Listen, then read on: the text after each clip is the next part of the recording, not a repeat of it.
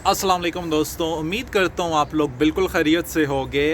मुझे काफ़ी दोस्तों के मैसेज आ रहे थे रोमानिया वर्क वीज़ा से रिलेटेड कि भाई रोमानिया का वर्क वीज़ा आपके पास है या आप हमें बता सकते हैं कि किस तरीके से मिल सकता है। और कुछ लोगों के मैसेज थे कि भाई कोई हमें 10 लाख में, 12 लाख में, 8 लाख में पाकिस्तानी रुपीज़ में ऑफ़र कर रहा है और हमें जाना चाहिए या नहीं जाना चाहिए, और डिफरेंट क्वेश्चन से। तो मैंने समझा कि इस पर एक शॉर्ट सी वीडियो बना देता हूँ, मैं आपके साथ अपने व्यूज़ शेयर करता हूँ और फिर आपकी चॉइस है जो भी करना है।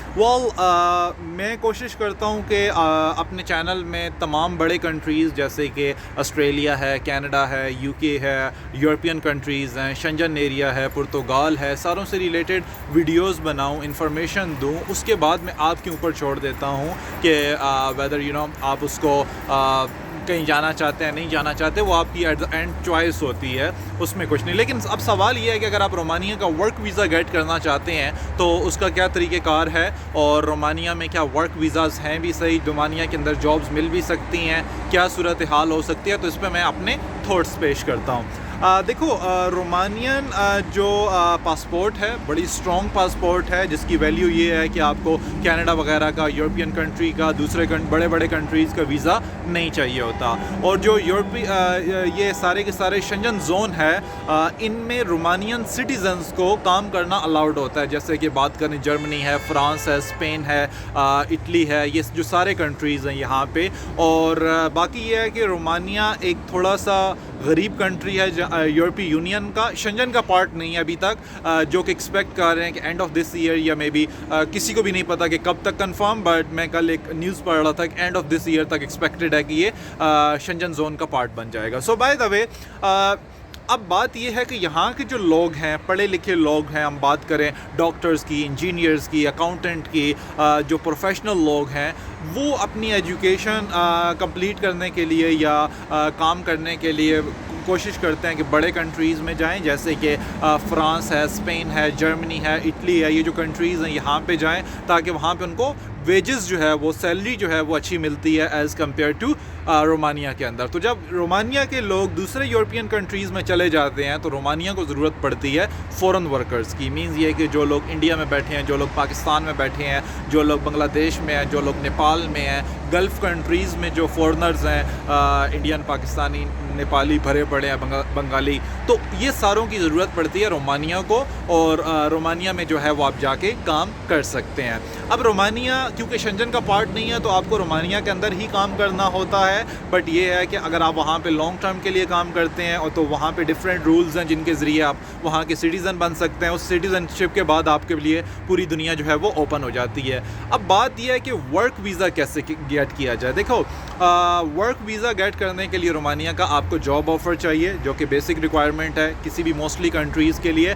अब सवाल ये है, जॉब ऑफ़र कैसे मिलेगा? यहीं पे एजेंटों की ड्रामाबाजियाँ शुरू होती हैं, पैसा कमाने का तरीका शुरू होता है कि जी हम आपको जॉब दिला देंगे, हम आपको कॉन्ट्रैक्ट दिला देंगे, हम आपको जो है वो ये करवा देंगे, वो करवा देंगे। और मे भी कोई, पहली तो बात है, आम लोगों को तो पता ही नहीं है जॉब ऑफ़र होता कैसे है, तो मतलब कोई भी चीज़ बंदे को दिखा दो, वो खुश हो जाएगा कि जी मुझे जॉब ऑफ़र मिल गया।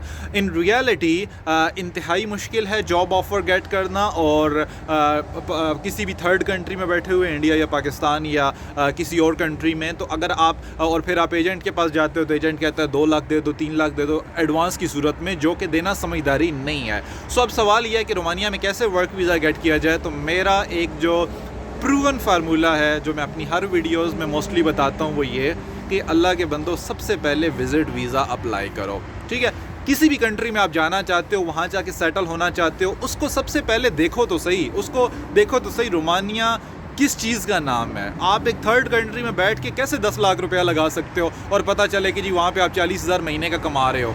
अब 40,000 आप महीने का कमा रहे हो, 10 लाख आप लगा चुके हो, आपका खर्चा वर्चा काट के आप महीने कब जाके अपने पैसे पूरे करोगे? मुझे नहीं लगता कि आप अपने पैसे पूरे कर पाओगे, नंबर 1, राइट। मैं ये नहीं कह रहा कि वहाँ पे 40,000 की इनकम है, मैं खाली आपको एक आइडिया दे रहा हूँ। तो इसलिए सबसे पहले रोमानिया का विज़िट वीज़ा अप्लाई किया जाए। आप पाकिस्तान में हैं, आपको विज़िट वीज़ा अप्लाई करना चाहिए। आप इंडिया में हैं, आपको विज़िट वीज़ा अप्लाई करना चाहिए। आप गल्फ़ कंट्रीज़ के अंदर हैं, आपको विज़िट वीज़ा अप्लाई करना चाहिए। अब विज़िट वीज़ा जब आप रोमानिया का अप्लाई करते हैं, और उसके लिए वही बेसिक चीज़ें हैं, थोड़ा सा आपका बैंक बैलेंस होना चाहिए, आप जॉब करते हैं तो जॉब के डॉक्यूमेंट, बिज़नेस करते हैं तो बिज़नेस के डॉक्यूमेंट, अगर थोड़ी बहुत ट्रैवल हिस्ट्री है तब भी ठीक है, और उसके बिहाफ पे आप जो है वो वीज़ा अप्लाई कर सकते हो। आप खुद भी कर सकते हो, किसी कंसल्टेंट के पास जा सकते हो, मेरी भी सर्विस ले सकते हो, नीचे कॉन्टैक्ट नंबर मौजूद है। सो द पॉइंट इज़, आप रोमानिया का विजिट वीज़ा गेट करते हो, रोमानिया का विजिट वीज़ा मान लो आपको मिल जाता है, ठीक है, और अगर आपको इवन तो नहीं भी मिलता, 15-20 दिनों में रिजल्ट तो पता चल जाएगा, बजाय इसके कि एक कंसल्टेंट आपको 6 महीने से 1 साल से लारे लगाए हुए हैं उसने कि जी मैं आपका काम करवा दूंगा। I don't think so it's realistic, right. तो आपने वीज़ा अप्लाई किया, वीज़ा अप्लाई करने के बाद आप रोमानिया गए, रोमानिया में जाके वहाँ पे जो लोकल कम्युनिटी है उससे मिले, लाजमी बात इंडियन है, पाकिस्तानी हैं, दूसरे हैं, उनसे पूछो यार यहाँ पे क्या हालात हैं, राइट, यहाँ पे रुकना समझदारी है या नहीं है, और अगर रुकना है तो उसका क्या तरीका है, आप कैसे आए, आप कैसे आए, आप कैसे आए। 10 लोगों से जब बात करोगे आपको पता चल जाएगा कि क्या तरीक़ाकार है। फिर आप कंसल्टेंट्स, एम्प्लॉयर्स, लॉयर्स, इन सारों के पास जाओगे और उनको जाके बोलोगे कि यार मुझे जॉब कॉन्ट्रैक्ट चाहिए, या मुझे जॉब ऑफर चाहिए, या मुझे जिस तरह की भी चीज़ चाहिए, राइट। तो वहाँ के लोगों पे ट्रस्ट किया जा सकता है, believe me, as compared to India, Pakistan या गल्फ़ कंट्री में कोई पर्सन बैठा हुआ है जो कि आपको बोले कि जी मैं आपको वर्क वीज़ा दिला देता हूँ। 100 में से वो एक बंदे को तो वीज़ा दिला सकता है, बट 99% को वो बेवकूफ़ बनाने वाला है। तो इससे बेहतर है कि आप बच के रहें। अब आपने वहाँ पे जॉब ऑफ़र ले लिया, आप काम करना स्टार्ट कर दें, राइट। आप काम कर सकते हैं, आप पैसा कमाएं, आप अपनी लाइफ को बेटर करें। वहाँ से आगे किसी और कंट्री के अंदर, यूरोपियन शेंजन कंट्री का वीज़ा गेट करना बहुत आसान है। अगर आप रोमानिया के अंदर होते हैं, आपकी थोड़ी बहुत इनकम अच्छी होती है, वहाँ से ऑस्ट्रेलिया का, कनाडा का, न्यूजीलैंड का, यूके का, यूएसए का, किसी भी बड़े कंट्री का वीज़ा गेट कर सकते हो। और बिलीव मी, जो आपका एंड गोल है आप उसको अचीव कर सकते हो। सो एट द एंड आपने डिसाइड खुद करना है रोमानिया जाना चाहिए या नहीं, लेकिन मेरे जो थॉट्स थे मैंने आपके साथ शेयर किए हैं। आई होप कि आपको वीडियो अच्छी लगी होगी। Thank you so much.